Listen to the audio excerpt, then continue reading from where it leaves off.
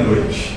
Mas para Deus, o dia começa com o pôr do sol. Não é? De uma tarde a outra tarde, é assim que começam então os dias para Deus. Portanto, nós já estamos dentro do ano 2022. Graças a Deus por isso. Não é?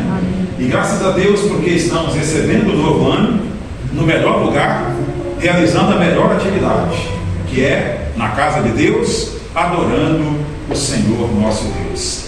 Sempre quando nós pensamos num texto bíblico que nos fala de louvor, de gratidão, a gente pensa no livro de Salmos. E nesse momento eu quero convidar você a tomar a sua Bíblia. Abra comigo, por gentileza, no Salmo 105. Nós vamos ler os primeiros 5 versos desse salmo para a nossa meditação nesse momento. Salmo 105, versos 1 até o verso 5. Enquanto você encontra o texto, deixe-me dizer que na Bíblia nós temos 4 salmos que são chamados os grandes salmos de louvor.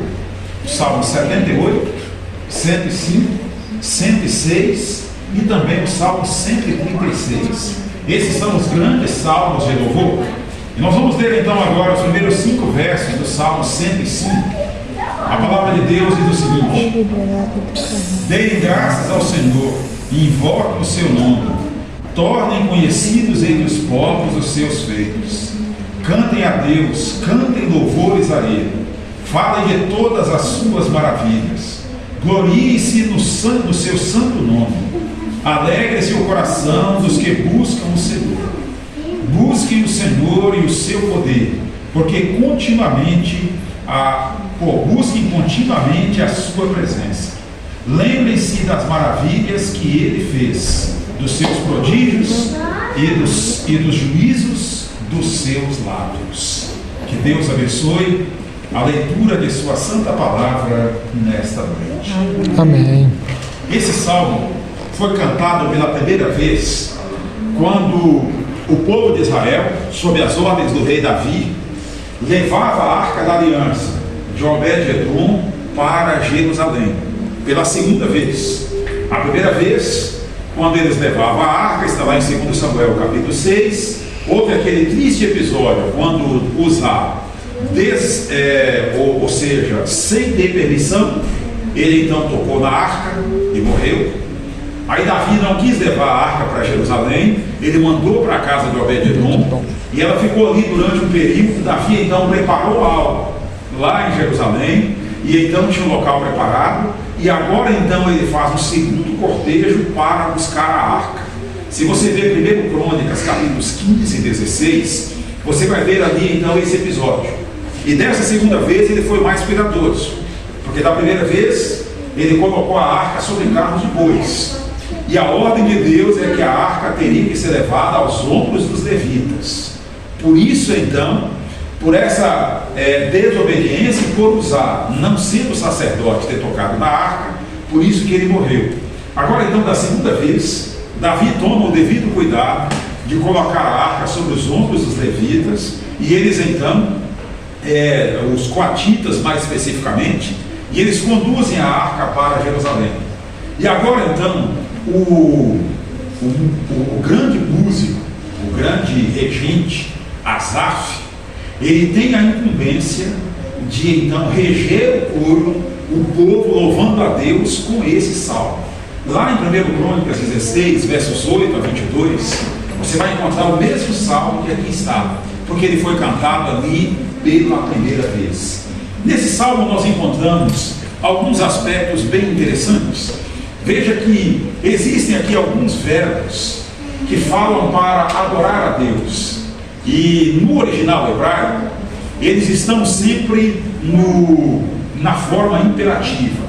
Buscai, louvai, invocai. São sempre ordens de Deus para que o seu povo venha então buscar. Inclusive, o verbo invocar, no original hebraico, ele é usado, quando ele fala aqui, invocar o seu nome, no original hebraico, esse verbo é usado para dizer que o povo deve louvar a Deus de maneira pública. Isso indica que esse salmo foi escrito para ser cantado na igreja. Você sabe que todos os salmos são hinos, hinos de louvor. Os salmos são uma grande coletânea de hinos. Infelizmente, a melodia se perdeu ao longo da história, não se sabe mais a melodia dos salmos. Se você vê alguém cantando alguns salmos, é alguém que compôs uma melodia, e não tem nada de errado quanto a isso. A melodia original ela foi perdida, porém a mensagem dos salmos continua sendo muito importante para nós. E nesse salmo a gente vê uma ordem de Deus na primeira linha, não é, do primeiro verso que nós lemos: rendei graças ao Senhor. Esta é a ordem de Deus para o seu povo. O povo de Deus deve render graças ao Senhor. Nós devemos viver como Paulo diz lá em 1 Tessalonicenses capítulo 5, 16 e 18: regozijai-vos sempre no Senhor. Outra vez digo, regozijai-vos. Em tudo dai graças. Em tudo devemos dar graças. Se tem alguém que tem razões para viver feliz, para ter alegria, para não viver frustrado, para adorar a Deus, esse alguém é um cristão. Nós temos as maiores razões do mundo para termos alegria, porque nós sabemos que os nossos pecados foram pagos na cruz do Calvário. Nós sabemos que existe salvação para todos nós em Cristo Jesus, o nosso Senhor. E nós sabemos que existe um anjo para nos guardar aqui nessa terra. E hoje, irmãos queridos, é sem dúvida uma ocasião muito própria para nós praticarmos o que está aqui nesse salmo: render graças ao Senhor. Porque 365 dias já se passaram. Provavelmente esse não tenha sido o ano mais feliz da vida de boa parte de nós. Na verdade, a Bíblia diz que nos últimos dias sobreviriam tempos difíceis. E nós vemos que à medida que nos aproximamos da volta do Senhor Jesus, os tempos vão se tornando mais difíceis. Ao longo desse ano, provavelmente mais do que nos anos passados, a morte levou pessoas que nós amávamos. A tal Covid-19, que alcançou o ano 2021, ela tem levado muitas e muitas pessoas. Mas Deus permitiu que eu e você estivéssemos vivos hoje. Nós não somos melhores do que aqueles que já descansaram. Mas por algum propósito, alguma missão especial que Deus tem ainda para nós, Ele permitiu que a nossa vida fosse ainda preservada até hoje. E isso por si só já é razão de sobra para nós adorarmos a Deus, para louvarmos a Deus, para estarmos aqui na igreja, enquanto muitas pessoas estão hoje planejando uma grande festa, com cerveja, com outras bebidas alcoólicas, alguns com drogas, não é? Usando as diversões mais profanas. Nós escolhemos celebrar na casa do nosso Deus. É importante, irmãos, que nós olhemos para trás e possamos dizer, como 1 Samuel capítulo 7, verso 12: até aqui nos ajudou o Senhor. Graças a Ele é que nós aqui chegamos. Esse salmo diz ainda que nós devemos tornar conhecidos diante do mundo os feitos de Deus para nós. Alguém cumprimenta você e pergunta como vai? Você deve dizer: graças a Deus, tudo bem. Porque nós estamos vivos pela graça de Deus. O que nós temos, o que somos, nós devemos a Deus. E o mundo precisa saber que nós aqui estamos porque existe um Deus nos céus que cuida de cada um de nós. Nós devemos ter a alegria de tornar conhecido diante do mundo o que Deus tem feito por nós. No último dia 10, Deus me deu um grande privilégio de assistir a formatura da minha filha no curso de jornalismo do UNASP. E vários cursos do UNASP estavam então ali louvando, agradecendo a Deus, não é, pela conquista da formatura. E a formatura foi sem dúvida algo muito especial, e é claro que eu estava muito orgulhoso de estar ali observando minha filha entrando para a sua formatura. Sem dúvida foi algo muito especial. Na hora que o reitor da universidade, ele se levantou para fazer o seu discurso, ele fez um discurso muito bonito. E dentre as coisas bonitas que o Dr. Martin Kuhn falou, ele disse assim: eu quero fazer um agradecimento para Daniel. E aí ele pegou um quadro. E ele mostrou esse quadro que eu não tinha visto, porque a minha preocupação era ver minha filha entrar. Então eu não estava olhando os outros entrando, não é? Mas ele mostrou que essa moça chamada Daniela, na hora dela entrar, então vestida de beca, não é? Para o momento da sua formatura, não é? Do culto de gratidão, ela entrou segurando uma placa. E a placa dizia o seguinte: mãe, me formei vendendo os seus brigadeiros. O diretor, o reitor pegou essa placa e ele chamou a Daniela e chamou a mãe dela, a Andréia, e então ele parabenizou aquela moça, porque no momento da formatura ela fez questão de destacar o papel da sua mãe, ajudando-a para ela conseguir se formar. Aquilo me chamou muito a atenção, porque veja, era o momento de glória da Daniela, era o momento de receber as glórias por 4 anos de esforço da parte dela para conseguir cumprir todos os requisitos a fim de poder receber o seu diploma no dia seguinte. As atenções estavam voltadas para ela, mas ela desviou as atenções de si para a sua mãe. Esse é o espírito de gratidão. Ela queria mostrar para aquela igreja repleta com cerca de 2.000 pessoas no NASP. E você sabe, o programa transmitido ainda pela internet, ela queria mostrar para todo mundo que ela tinha gratidão pela mãe. E fazia brigadeiros, vendia brigadeiros, e ela também vendia os brigadeiros que a mãe fazia. E assim ela conseguiu se formar. Aquela moça queria que todos soubessem o papel da sua mãe na sua vida estudantil. Eu e você devemos também ansiar que o mundo todo conheça o que Deus tem feito por cada um de nós.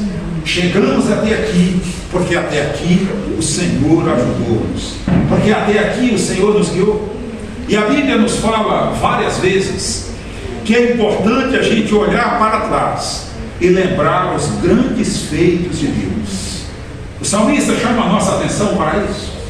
Tem alguns salmos, quando você lê, que ele começa a exaltar a Deus, porque ele trouxe o povo do Egito, lançou no mar os cavalos, os seus cavaleiros, fez com que o povo passasse pelo mar vermelho aberto. Eles sempre se lembravam as coisas que Deus já tinha feito no passado.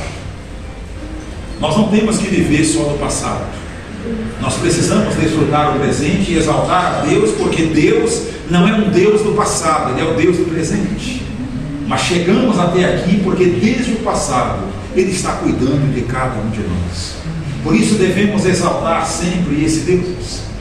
Mas irmãos, a palavra de Deus nos convida também a exaltar a Deus, mesmo relembrando as coisas que não são agradáveis. Nós não gostamos disso, não é?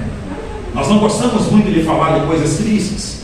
Gostamos de falar só das coisas alegres, das coisas agradáveis. Mas no livro de Hebreus, capítulo 10, verso 32, é o livro que a gente começou a estudar essa semana, na lição da escola sabatina. O autor de Hebreus chama a atenção do povo de Deus para exaltar a Deus, agradecer ao Senhor por seu livramento, mesmo nos momentos de tormenta, nos momentos de dificuldades. Irmãos, se nós olharmos para trás ao longo deste ano, nós vamos nos lembrar sem dúvida de momentos muito difíceis que passamos. Dia 25 de janeiro, eu sepultei meu pai. Faltava 35 dias para ele completar 80 anos. Quase 4 anos atrás, meus irmãos e eu tínhamos aberto uma caderneta de poupança e a gente depositava o dinheiro todo mês para comemorarmos o aniversário de 80 anos do meu pai. Mas a morte o levou antes. Não pudemos celebrar os 80 anos de meu pai. Eu tinha falado com ele na segunda-feira e ele tinha me dito que tinha algumas dores no estômago. Eu achei que fosse coisa simples, falei para ele ir ao médico e ele foi realmente. Na madrugada de sábado para domingo, meu pai descansou. Para mim é muito triste essa lembrança, mas eu tenho muito que agradecer a Deus. Primeiro, meu pai viveu quase 80 anos. Ele pôde ver todos os filhos criados, ele pôde conhecer netos, ele pôde conhecer bisnetas. Meu pai pôde participar de muitos momentos felizes da vida dos filhos, e eu sei que ele tinha orgulho disso. Eu tenho que agradecer a Deus também, porque Deus não deixou meu pai ficar prostrado numa cama vegetando durante um longo tempo, porque eu sei que ele não queria isso. Foi triste a morte dele ser repentina, mas eu vejo nisso também a misericórdia de Deus. E a minha gratidão maior, meu pai descansou em Cristo. Meu pai sempre foi um homem de Deus. Quando eu lembro de meu pai, eu lembro de um homem de Deus. A falta que ele me faz é muito grande, mas eu louvo a Deus, porque Deus me deu o privilégio de ter um pai cristão. E tenho a esperança de que dentro em breve o Senhor Jesus vai voltar. Meu pai vai ouvir a voz de Cristo chamando, e ele vai ressurgir, não com as marcas da enfermidade que ceifou sua vida, mas ele vai ressurgir com um corpo glorificado. Eu tenho forte esperança de em breve viver a eternidade com meu pai e com tantos outros queridos que a morte nos levou. Ao longo desses últimos 2 anos, quantas pessoas em nossa igreja, pelo menos aonde eu trabalho, a última vez que eu contei, a Covid já tinha levado 16 membros da igreja do nosso distrito lá em São José dos Pinhais. Alguns, caixão lacrado, a gente não podia chegar perto, só fazer uma oração lá de longe, e vendo levando. Outros, o funeral todo pelos mundos, só a família onde está presente, tudo aquilo muito triste. Mas irmãos, no meio de toda essa tristeza, nós olhamos e temos que lembrar-nos, tudo isso nos lembra, Jesus está perto de voltar. Amém. E nós precisamos estar alertas para isso. Não gostamos de lembrar coisas tristes, mas essas coisas tristes nos fazem lembrar sempre que o nosso lugar não é aqui. Deus tem um lugar muito melhor para nós. Amém. Agora, irmãos, ao nós completarmos 2021, ao darmos as boas-vindas 2022, nós precisamos ter também uma certeza, que a nossa vida continua nas mãos de Deus. Amém. Essa certeza nós precisamos ter, porque se a nossa certeza estiver nas mãos de Deus, quer estejamos vivos daqui a um ano, ou quer Ele permita que descansemos daqui a alguns instantes, o nosso lugar está garantido, e um dia viveremos com Ele a eternidade. A palavra de Deus nos convida a louvarmos a Deus pelo que Ele já fez, mas reafirmarmos a cada dia a nossa decisão de sermos do Senhor, de estarmos em Suas mãos, a certeza de que Ele continuará cuidando de nós.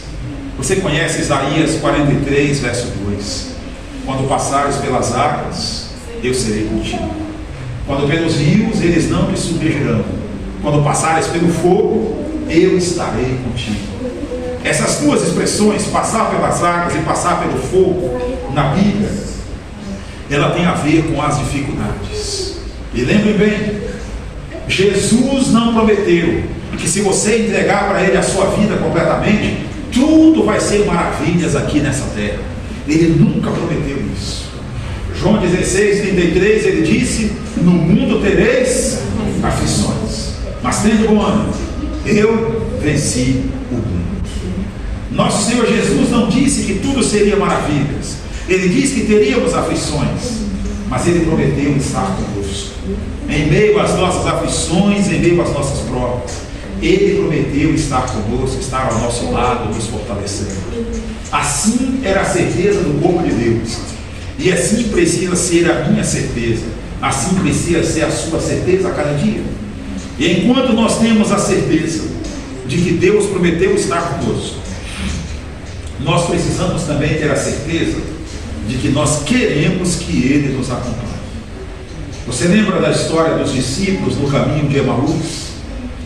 Lucas 24, verso 29, diz que depois de Jesus andar com os discípulos um longo caminho, e eles não o reconheceram, então quando eles vão chegando perto da casa, ele faz um gesto, ele continua como se fosse seguir em frente. Na verdade, ele não estava ali para seguir em frente, ele estava ali para abençoar aqueles discípulos, mas ele não entraria com eles na casa se eles não o convidassem. Quando ele faz sinal como se vai seguir em frente, ele fala: não, fica conosco, porque já é tarde, o dia já se declina. Fica conosco. E Jesus então ficou e deu uma bênção muito especial para aqueles discípulos. Jesus está querendo ficar em nossa casa ao longo desse ano. Jesus está querendo ficar na nossa vida, mas Ele não ficará se nós não o convidarmos. Eu me refiro do ponto de vista da presença sentida por nós, não do ponto de vista da onipresença, porque do ponto de vista da onipresença Ele está em todo lugar ao mesmo tempo, mas nem todos estão recebendo as suas bênçãos. Só receberão aqueles que realmente tiverem a disposição de buscá-lo, de convidá-lo para estar consigo. De maneira, irmãos, que com o mesmo espírito de gratidão que nós temos hoje, porque Deus cuidou de nós até aqui, nós precisamos ter também a convicção de desejarmos que Ele continue conosco. Como será o ano 2022? Eu não sei, mas eu posso garantir que não será um ano de 1000 maravilhas, porque se fosse um ano de maravilhas, a palavra de Deus estaria mentindo, e a palavra de Deus não mente, ela não falha. Porém, nós precisamos ter a convicção do apóstolo Paulo, porque eu sei em quem tenho crido, e estou bem certo de que Ele é poderoso para guardar o meu tesouro até aquele dia. O Cristo que esteve conosco até aqui é o mesmo que nós temos que confiar que Ele estará sempre conosco até o fim. Eu vou terminar com um texto de Ellen White, está no livro Testemunhas para Ministros, página 31. Eu gosto muito desse texto, ele me traz um conforto muito grande. Ellen White diz assim: ao revisar a nossa história passada, encho-me de admiração e de confiança em Cristo como nele.